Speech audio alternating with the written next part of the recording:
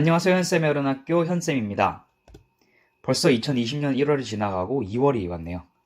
2월은 달력이 아주 새카맣더라고요.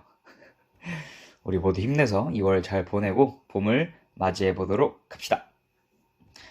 네, 이번 주에는 신용점수 관리에 대하여 알아보겠습니다. 신용점수는 본인의 금융활동 건전성을 지표화한 것으로 2020년을 기점으로 등급제에서 점수제로 바뀌게 되었습니다. 기존 등급제에서는 점수에 따라 1에서 9등급으로 신용도를 매겼는데요.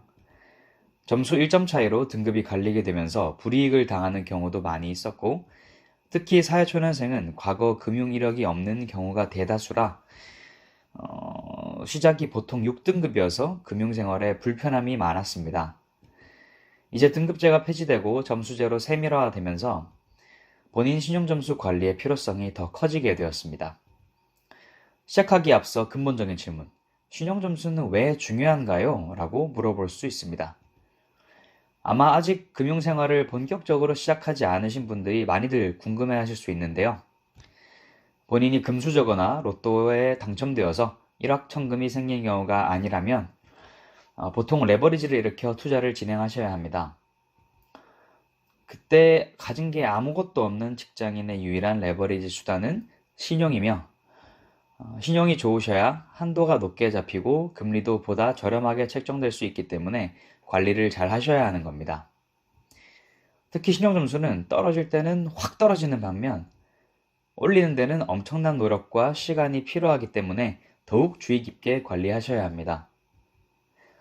신용관리 노하우는 첫 번째, 신용카드 똑똑하게 쓰기, 두 번째, 대출 잘 빌리고 잘 갚기, 셋째, 절대 금지 행위, 그리고 넷째, 개선 행위, 네 가지로 나눠서 설명해 드리겠습니다. 첫 번째로 신용카드 똑똑하게 쓰기입니다. 신용카드는 주거래 카드를 정해서 한도의 30% 정도 내로만 쓰시는 게 중요합니다. 따라서 신용카드를 처음 만들 때 과소비하지 않겠다고 한도를 작게 잡지 마시고 최대한 크게 잡아놓고 한도 대비 적게 쓰는 것이 신용관리에 좋으십니다. 한도의 3에서 50%만 꾸준히 사용하는 사람에 대해서 신용카드 회사는 이 사람은 카드 사용 금액을 연체할 가능성은 거의 없겠구나 라고 생각하게 됩니다. 따라서 신용도 향상에 도움이 되는 것이죠.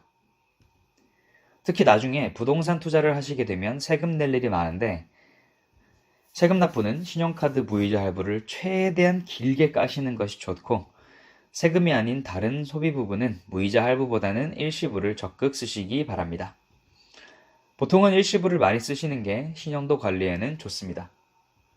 그리고 체크카드를 30만원 이상씩 6개월 이상 꾸준히 쓰시는 것도 좋습니다. 이것은 연말정산에도 도움이 되고 사회 초기 소비 습관을 기르는 데도 좋습니다.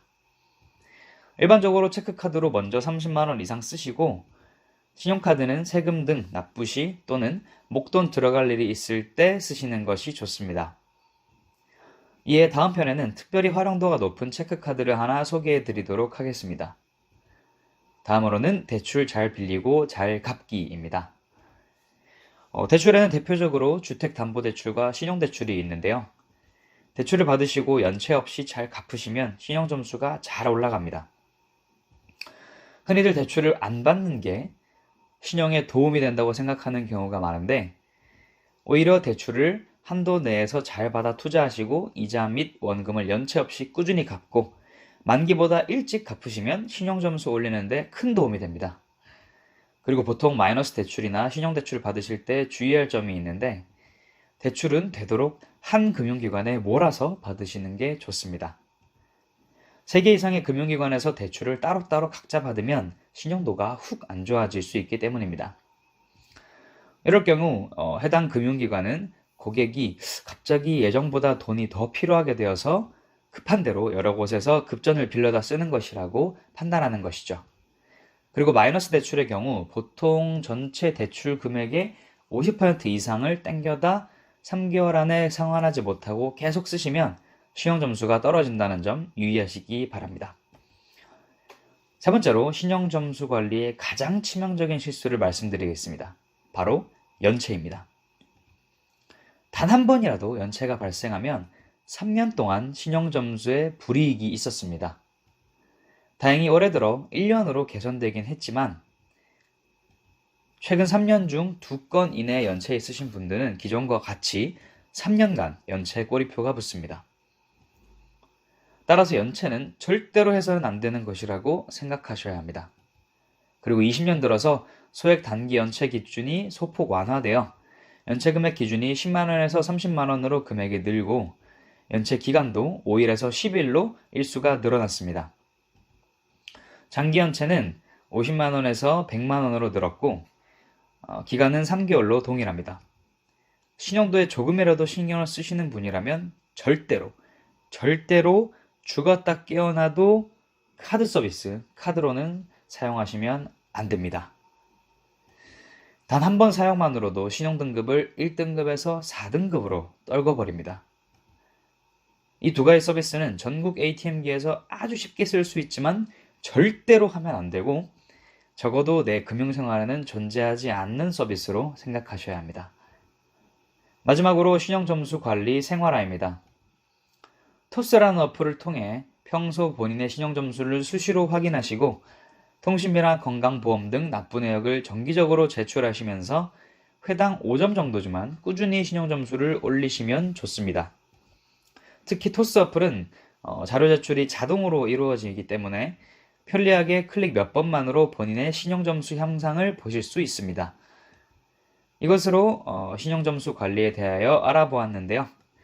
저도 투자 스타일이 보통 영끌에서 하는 스타일이라 대출이 많고 신용점수가 좋지만은 않지만 꾸준히 관리해서 더 나은 금융활동을 이어나갈 생각입니다.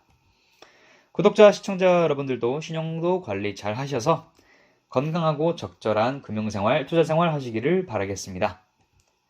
자, 그럼 이번 영상에서도 궁금하신 점이나 앞으로 이런 내용을 다뤄주었으면 좋겠다 하는 것이 있으신 분들은 댓글이나 어른학교 카톡방에 들어와서 질문해 주시면 감사하겠습니다. 주소는 이렇게 되고요. 입장 비밀번호는 첫 영상 업로드 날짜인 190328입니다. 좋아요와 구독하기 많이 눌러주시고요.